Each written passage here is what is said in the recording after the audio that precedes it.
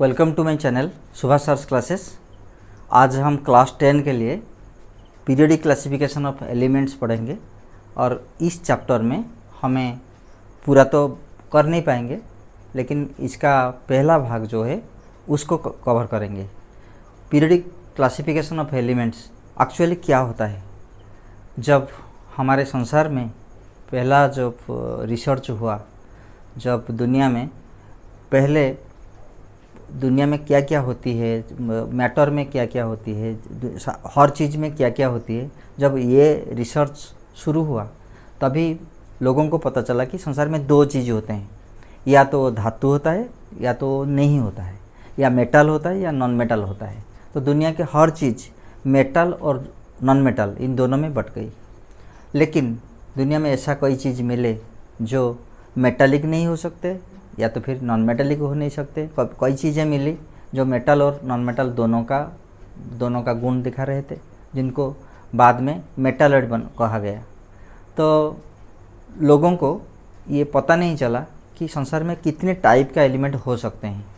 इसलिए जो पहला वाला जो रिसर्च करने वाले होते हैं, तो पहले जर्मन केमिस्ट डोबेनियर, उन्होंने एक एक्सपेरिमेंट की। उनका शोध का ये मिला, उनका जो रिसर्च का उनका जो समरी जो था, उनको मिला कि संसार में जो चीज़ें होते हैं उनको पता था कि कई एलिमेंट्स होते हैं, वो एलिमेंट्स का एटॉमिक मास बढ़ता रहता है और हर तीन चीज़ों में, हर तीन एलिमेंट में ऐसा होता है कि पहला एलिमेंट और तीसरा एलिमेंट का एटॉमिक मास मिलाने पर उसका 2 से डिवाइड करने से या उनका एवरेज लेने से जो मिलेगा वो बीच वाला एलिमेंट का एटॉमिक मास होगा। तो उन्होंने एलिमेंट्स का जो क्लासिफिकेशन किया, उनमें उन्होंने दिखाया कि पहला और तीसरा दोनों का एवरेज एटॉमिक मास होता है बीच वाला का। इसको कहा गया डोबेनियर्स ट्रायड्स। ट्रायड मतलब तीन एलिमेंट का गुट, तीन एलिमेंट का ग्रुप। लेकिन डोबेनियर का जो एलिमेंटरी क्लासिफिकेशन, उनका जो क्लासिफिकेशन था ट्रायड वाली, ये पूरा काम नहीं किया। ये कई एलिमेंट्स तक गया, लेकिन बाकी बहुत सारे चीज़ों में फेल किया। उनका जो शोध वो सही नहीं था। इसलिए उनके बाद न्यूलैंड आ गए। न्यूलैंड का जो न्यूलैंड्स लॉ ऑफ ऑक्टेव्स, उसका शुरू हुआ। उनके हिसाब से जो एटम्स होते थे, जो एलिमेंट्स होते थे, वो सारे इनका एटॉमिक ऑर्डर, एटॉमिक मास धीरे धीरे बढ़ता रहता है और हर 8th एलिमेंट, हर 8वां एलिमेंट पहला एलिमेंट की तरह अपना केमिकल और फिजिकल प्रॉपर्टी रखता है। इसका मतलब है हाइड्रोजन और लिथियम और सोडियम, ये दोनों में जो आज हम देख रहे हैं कि ये एक टाइप का होते हैं, तो उनके हिसाब से लिथियम और सोडियम, लिथियम का एटॉमिक नंबर होता है 3, और लिथियम से हम अगर आगे जाएंगे तो लिथियम, बेरिलियम 4वां, और उसके बाद boron, carbon, nitrogen, oxygen, fluorine, neon, और आगे आकर आता है सोडियम।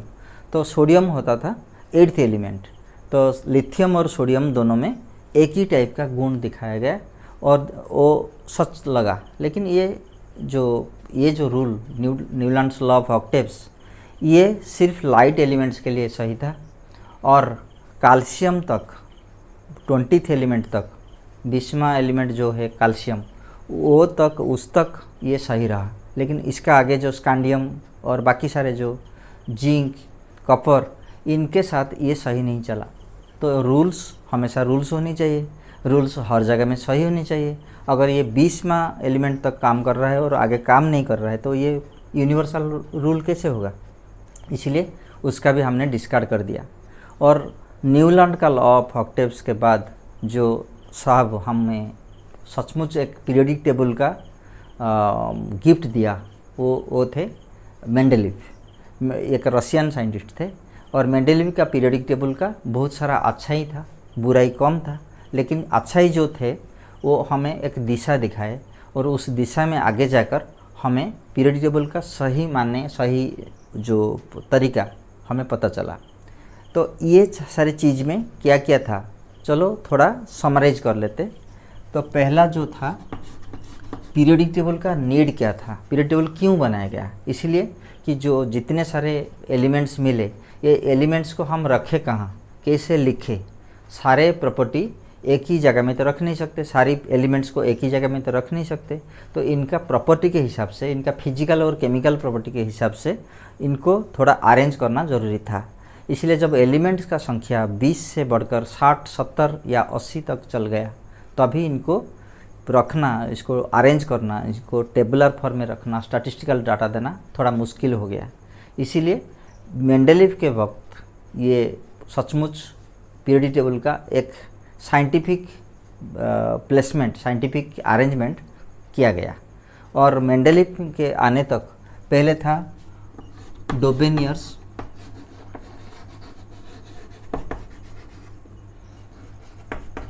ट्रायड्स। इनमें था कि पहला एलिमेंट, दूसरा एलिमेंट और तीसरा एलिमेंट में एटॉमिक मास A1, A2 और A3 ये धीरे धीरे बढ़ता जाता है और A2 A1 प्लस A3/2 होता है। यही था डोबेनियर्स ट्रायड्स। ये जर्मन साइंटिस्ट होते थे और इनके हिसाब से ये सही है कि एटम्स का जो मास बढ़ता रहता है और हर बीच वाला जो एलिमेंट का एटॉमिक मास, उसका जो प्रीडेसेसर और सक्सेसर, इससे पहले और उसके बाद जो एलिमेंट्स होते हैं, इन दोनों का एवरेज होना चाहिए। लेकिन ये काफ़ी दिन तक चला नहीं, क्योंकि इसमें बहुत सारी कमियां थी और सारे एलिमेंट्स इस नक्शा को, इस मॉडल को फॉलो कर नहीं पाए, इसीलिए ये फ्लॉप रहा। और इसमें जो इम्पोर्टेंट चीज़ थी, एक तो ये एटॉमिक मास को लेकर बनाया गया था। एटॉमिक मास का बढ़ता हुआ, जो इंक्रीजिंग एटॉमिक मास के साथ बना हुआ था। और इसी वक्त में हमें एटॉमिक मास यूनिट के बारे में पता चला। एटॉमिक मास यूनिट को शॉर्ट में AMU कहते हैं और कई कई किताब में इसको सिर्फ U लिखा जाता है। एटॉमिक मास यूनिट होता क्या है कि किसी भी एटम का जो एटॉमिक मास है, उसके साथ कार्बन का जो 12th एलिमेंट, जो C6C12 यानी कार्बन 12 का जो मास, इसका मास कहा गया था कि 12 यूनिट्स। तो ये इसका मास अगर A, तो A को हम 12 से डिवाइड करने से हमें 1 मिलना चाहिए। इसको कहते थे एटॉमिक मास यूनिट। यानी किसी एटम, मान के चलो हाइड्रोजन या सोडियम, ये कैल्शियम के साथ इसका मोल तोल करेंगे, तो ये जो है कार्बन का मास होता है 12। तो जिस स्केल में मान के चलो 1 से 100 तक एक स्केल है, तो यहाँ 12 है। अगर कार्बन को हम यहाँ रखें तो हाइड्रोजन को कहाँ रखें? तो हाइड्रोजन का मास को कार्बन का मास के साथ हमें कंपेयर करनी है। अगर इसको 12 बताएंगे तो हाइड्रोजन रहा 1 की जगह में और सोडियम ये रहा 23rd प्लेस में। इसका मतलब है सोडियम का एटॉमिक मास क्या रहेगा? ये 23 into C12 divided by 12। Carbon का मास बाई 12 के साथ 23 मल्टीप्लाई करने से हमें सोडियम का एटॉमिक मास मिलेगा।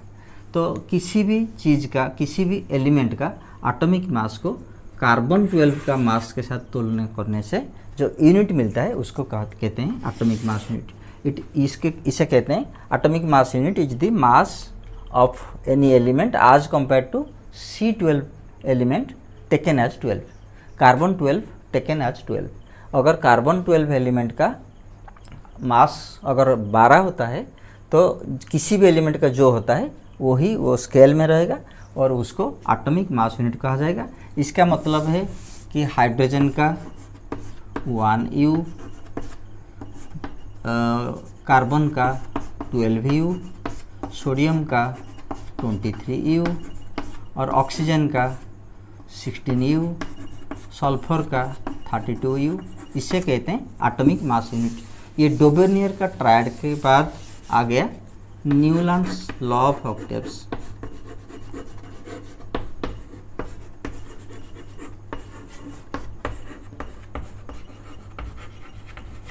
ऑक्टेव क्या होता है? म्यूजिक में हम जब कीबोर्ड बजाते हैं, कीबोर्ड में ऐसा कुछ होता है, सा, रे, गा, मा, पा, धा और नी, ये 7 सुर होते हैं, संगीत का 7 सुर, सा, रे, गा, मा, पा, धा, नी। और 8th जो होता है वो फिर आ जाता है सा। इसका मतलब है किसी सप्तक का जो पहला चीज़ होता है सा, और उसके बाद जो आने वाला सप्तक होता है उसका भी ये सा होता है। तो ये हुआ 1 2 3 4 5 6 7 एंड ये होता है 8। तो किसी भी सीरीज का 8वां एलिमेंट अगर पीरियोडिक टेबल में हमने देखा कि लिथियम, बेरिलियम, यहाँ boron, carbon, nitrogen, oxygen, fluorine और नियन, उसके आगे आता है सोडियम और मैग्नीशियम। तो ये 3 4 5 6 7 8 9 10 11 और 12। तो न्यूलैंड के हिसाब से लिथियम और सोडियम सिमिलर फिजिकल और केमिकल प्रॉपर्टी रहेगा इन दोनों का, और बेरिलियम के साथ मैग्नीशियम का, बोरोन के साथ एल्युमिनियम का, कार्बन के साथ सिलिकॉन का, नाइट्रोजन के साथ फास्फोरस का, ऑक्सीजन के साथ सल्फर का, फ्लोरीन के साथ क्लोरीन का और नियन के साथ आर्गन का, ये प्रॉपर्टी बिल्कुल बराबर रहेगा। तो 3 + 8 = 11, ये 12, ये 13, 14, 15, 16, 17, 18। आज मॉडर्न पीरियोडिक टेबल में ये भी सही लगता है, लेकिन कैल्शियम के बाद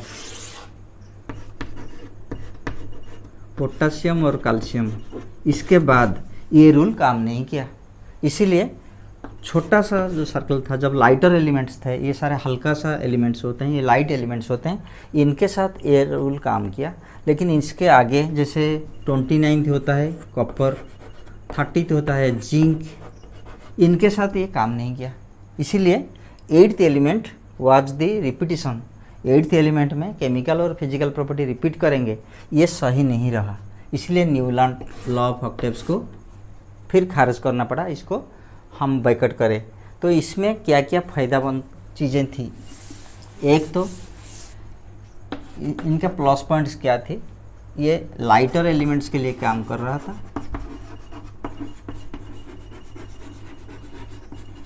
इसका पॉजिटिव ये रहा कि ये अप टू कैल्शियम काम कर रहा था, जिसका एटॉमिक नंबर होता है 20। और ये जो है क्या क्या ड्रॉबैक्स थी इनके, नेगेटिव पॉइंट्स क्या थी, इसमें कैल्शियम के यही एक ड्रॉबैक्स था कि कैल्शियम तक ये काम किया। और इसके आगे क्या रहा कि किसी नया एलिमेंट, कोई नया एलिमेंट के लिए इस यहाँ जगह नहीं था। No new element could be placed, hard a place. किसी नई चीज़ को जगह देने का कोई फ़ायदा नहीं था। तो हम अगर एक मीटिंग कर रहे हैं एक हॉल में और 10-20 ज़्यादा लोग आ गए और उनके लिए जगह नहीं है, तो मीटिंग सक्सेसफुल हो नहीं सकता। इसलिए हम जब किसी नया एलिमेंट का शोध किया, उसका रिसर्च किया और निकाला कि ये एक नया एलिमेंट है और उसके लिए कोई जगह नहीं है, उसको टेबल कैसे किया कहा जा सकता है, वो पीरियोडिक टेबल कैसे बनेगा? इसलिए ये भी एक प्रॉब्लम था। तो इसीलिए न्यूलैंड्स लॉ ऑफ ऑक्टेव्स को खारिज कर दी गई। और इसके आगे रहे मेंडलीव। मेंडलीव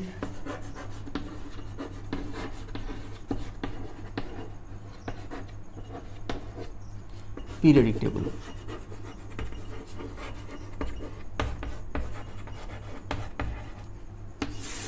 यही थे जो वो रशियन साइंटिस्ट जिन्होंने एक्चुअली नींव रखी, इनका फाउंडेशन रखी पीरियोडिक टेबल का। सचमुच उनको एक स्ट्रक्चर दिया, उन्होंने एक स्ट्रक्चर दिया। उस स्ट्रक्चर में क्या क्या थी, वो सोच रहे थे कि the elements of periodic table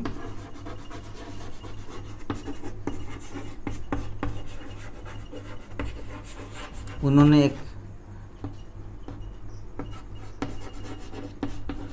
एक रूल्स, एक पीरियोडिक लॉ निकाला। वो पीरियोडिक लॉ के हिसाब से the elements of periodic table are functions of there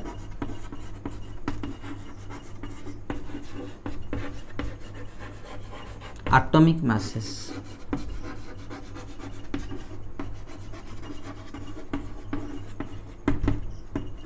इनके हिसाब से अगर हम carbon, nitrogen, oxygen, fluorine, neon, इस तरह अगर हम एटॉमिक मास बढ़ाते रहे हैं, अगर एटॉमिक मास चेंज होता रहता है, तो इनका फिजिकल और केमिकल प्रॉपर्टी भी ऐसे ही चेंज होता रहेगा। तो एटॉमिक मास का चेंज होते हुए इनका फिजिकल और केमिकल प्रॉपर्टी चेंज होंगे। यही लॉ को मेंडलीव्स पीरियड टेबल का आधार माना गया, नींव माना गया। और यही हिसाब से जो किया गया उसमें कुछ अच्छी चीज़ें मिली। मेंडलीव ये चीज़ों को, ये एलिमेंट्स को किस तरह सजा के रखते थे। पहले ये रखे थे इंक्रीजिंग एटॉमिक मास,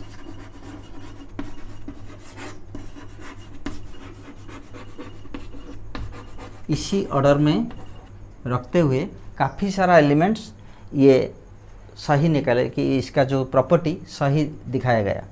तो और फिर क्या चीज़ मिला कि नया एलिमेंट्स को ग्रुप किया गया और उनका पीरियोडिक टेबल का फीचर क्या था। एक तो उन्होंने कुछ वर्टिकली कुछ ग्रुप्स रखे, vertical groups were there, groups placed in vertically, elements in groups were placed vertically. ऊपर से नीचे जो एलिमेंट्स रखा गया वो सेम फैमिली का होता था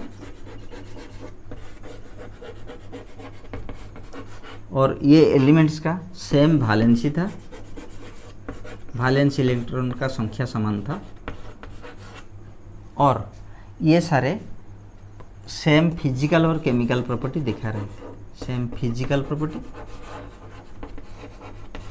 एंड केमिकल प्रॉपर्टी दिखा रहे।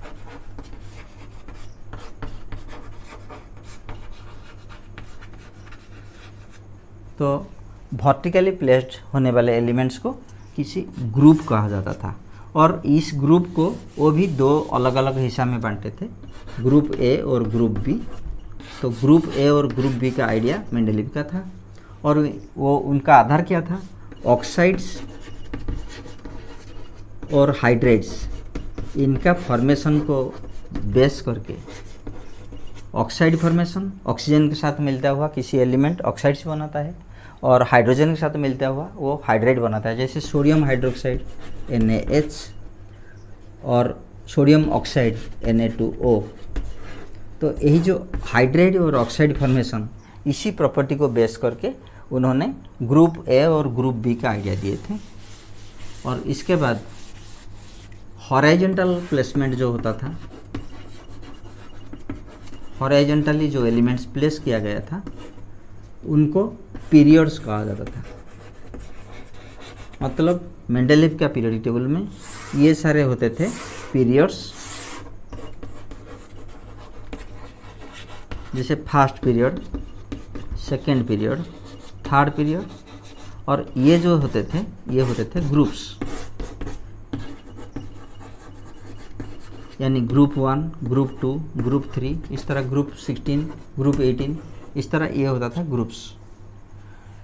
और इनके साथ ये हुआ था कि इनका प्लेसमेंट के वजह से हमें जो पीरियोडिक टेबल मिला उसमें हमें क्या मिला कि फिजिकल एंड केमिकल प्रॉपर्टीज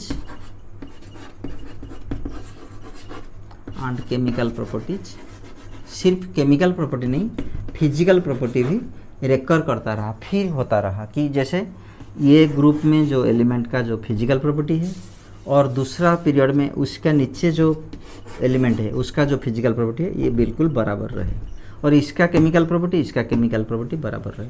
जैसे फ्लोरीन, क्लोरीन, ब्रोमीन, आयोडीन और आस्टाटाइन, ये सारे इन एलिमेंट्स को हम कहते हैं हालोजेंस।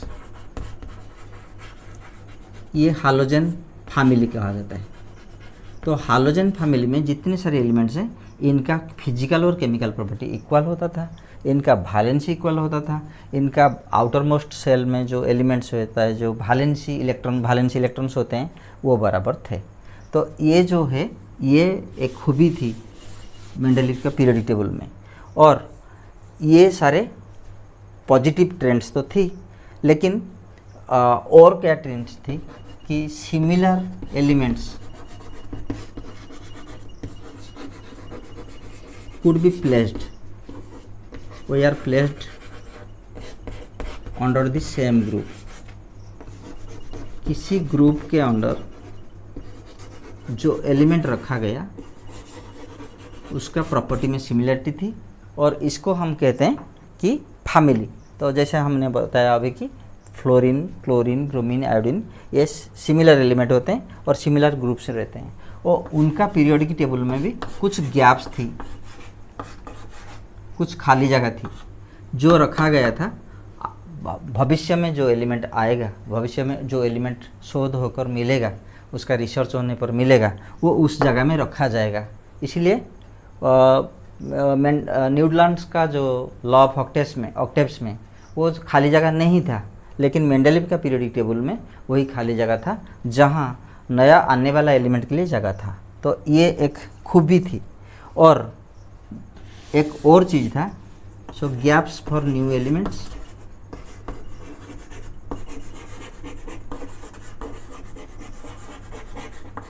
और था नोबल गैसेस।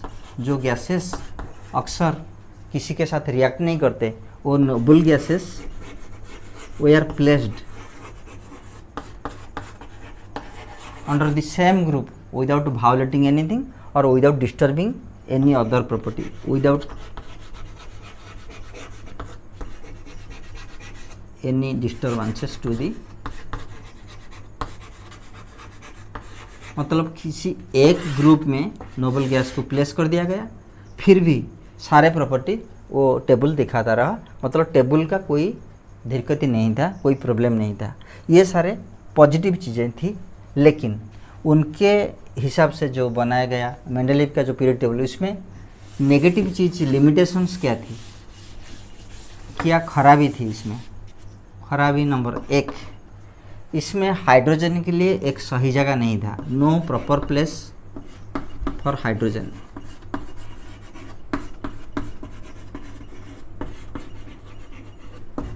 हाइड्रोजन एटम, आज हम देखते हैं कि पीरियोडिक टेबल में यहाँ हाइड्रोजन होता है और पी ब्लॉक में यहाँ हीलियम होता है। हीलियम का नंबर 2 होता है, हाइड्रोजन का 1 होता है। 2 के लेफ्ट साइड में हाइड्रोजन होनी चाहिए, या तो फिर हीलियम यहाँ रहना चाहिए क्योंकि ये 1 है, 2 है। तो हीलियम यहाँ नहीं रहता क्योंकि वो नोबल गैस है। तो हाइड्रोजन वहाँ क्यों नहीं रहता? हाइड्रोजन का वैलेंसी -1 भी होता है। जब सोडियम हाइड्राइड हम लेते हैं तो ये +1 होता है, ये -1 होता है। तो हाइड्रोजन का वैलेंसी नेगेटिव है, फ्लोरीन का नेगेटिव है, क्लोरीन का नेगेटिव है, सारे -1 वाले हैं। तो हाइड्रोजन इधर क्यों नहीं रहता, हाइड्रोजन उधर क्यों रहता है? तो इसका कोई आंसर, कोई जवाब मेंडलीव का टेबल में नहीं था। दूसरा चीज़ होता है कि आइसोटोप के लिए कोई प्रॉपर प्लेस नहीं था। No proper place for isotopes. Isotope क्या होता है? जैसे हाइड्रोजन का 3 आइसोटोप्स होते हैं, तो पहला, दूसरा और तीसरा। इसको प्रोटियम कहते हैं, इसको ड्यूटेरियम कहते हैं, इसको ट्रिटियम कहते हैं। और इसका एटॉमिक मास 1 होती है, इसका भी 1, इसका भी 1, लेकिन इसमें एटॉमिक मास 1, 2 और 3 होती है। इसका मतलब इन तीनों में प्रोटॉन की संख्या 1 होती है, इन तीनों में इलेक्ट्रॉन की संख्या 1 होती है, 1 होती है। लेकिन इसमें न्यूट्रॉन का संख्या यहाँ 0 होता है, यहाँ 1 होता है, यहाँ 2 होता है। तो इसको हम 3 अलग अलग आइसोटोप कहते हैं। हाइड्रोजन 3 अलग अलग रूप में मिलती है, हर एक का एटॉमिक नंबर 1 होती है, लेकिन एटॉमिक मास नंबर में थोड़ा सा चेंज है। इसीलिए ये जो आइसोटोप्स होते हैं, हाइड्रोजन का तीनों को तीनों आइसोटोप कहाँ रहेंगे, इसका कोई जवाब इसमें नहीं था। और कोई रेगुलर ट्रेंड, मेंडलीव ने तो बताया कि एटॉमिक मास के साथ फिजिकल और केमिकल प्रॉपर्टी बदलता रहेगा, लेकिन हमें एटॉमिक मास का रेगुलर ट्रेंड्स नहीं मिला।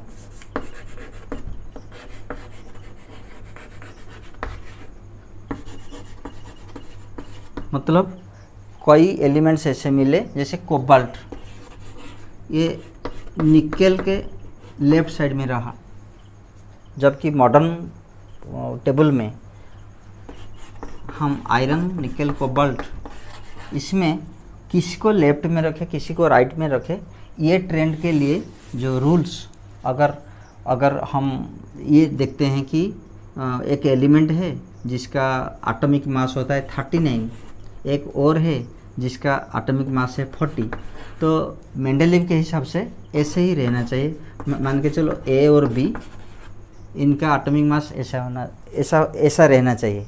लेकिन मेंडलीव का पीरियोडिक टेबल में देखा गया कि कई चीज़ें ऐसे ही रखा गया, लेकिन सचमुच ये ऐसे बाद में मिले कि जिसका एटॉमिक मास 40 वो पहले आया, जिसका 39 वो बाद में आया। मॉडर्न पीरियोडिक टेबल में ऐसे है बहुत जगह। तो एटॉमिक मास कभी आधार हो नहीं सकता, इसका कैलकुलेशन के लिए आधार हो नहीं सकता। इसीलिए ये सारे चीज़, जब ये सब बुरियाँ, ये सारे जितना रहे कमियाँ, इनके वजह से मेंडलीव के पीरियोडिक टेबल में भी कमी महसूस की गई, और इसका सुधार लाने के लिए एक नया साइंटिस्ट का आविर्भाव हुआ, और वो इस टेबल का एक नया रूप दे दिए। वो थे हेनरी मोसली।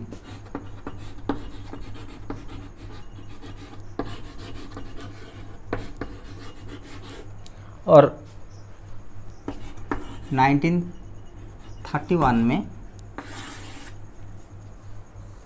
इन्होंने, हेनरी मोसली ने एक नया पीरियोडिक टेबल का इस्तेमाल किया, जिसको हम आजकल कहते हैं मॉडर्न पीरियोडिक टेबल।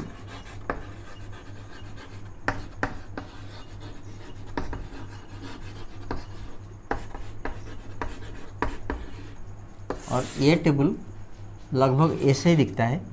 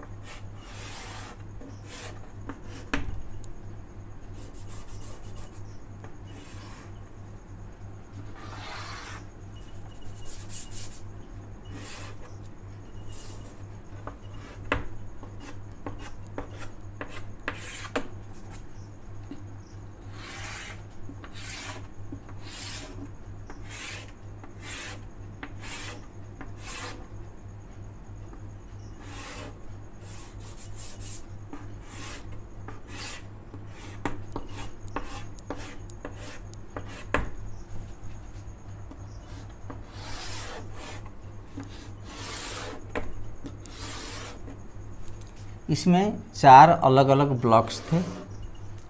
इस ब्लॉक को एस ब्लॉक कहा जाता था, इसको पी ब्लॉक, इसको डी ब्लॉक और इसको ए ब्लॉक। एस ब्लॉक में 2x7, इसमें पीरियड्स 7 थे, 1 2 3 4 5 6 7, और इसमें 6 पीरियड थे और 6 ग्रुप थे। तो ग्रुप की संख्या अगर होगा 1 2, यहाँ 3 4 5 6 7 8 9 10, 3 4 5 6 7 8 9 10 11 और 12। यहाँ शुरू होता था 13 14 15 16 17 और 18। तो यहाँ पीरियड्स होते थे 7, ग्रुप्स होते थे 18, और ये पूरा कितना एलिमेंट्स के लिए था? ये 2x7 14 एलिमेंट्स थे एस ब्लॉक में। पी ब्लॉक में 6x6 6 ग्रुप्स और 6 पीरियड्स 36 एलिमेंट्स के लिए था। डी ब्लॉक्स 4x10 4 पीरियड और 10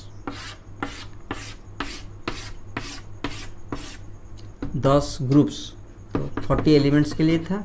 और ये 2 पीरियड और 14 ग्रुप्स 28 एलिमेंट्स के लिए था। तो पहला एस 14, पी 36, डी 40 और एफ 28। ये कुल मिलाकर 14 + 36 50 + 40 90 + 28 118 एलिमेंट्स के लिए थे। तो मोस्टली का जो मॉडर्न पीरियोडिक टेबल 118 एलिमेंट्स के लिए थे। उसमें 4 ब्लॉक्स थे, एस, पी, डी और एफ। इसमें 7 पीरियड्स थे, 18 ग्रुप्स थे और इन ग्रुप में हम जो एलिमेंट्स रखे थे ये होते थे ट्रांजिशन एलिमेंट्स,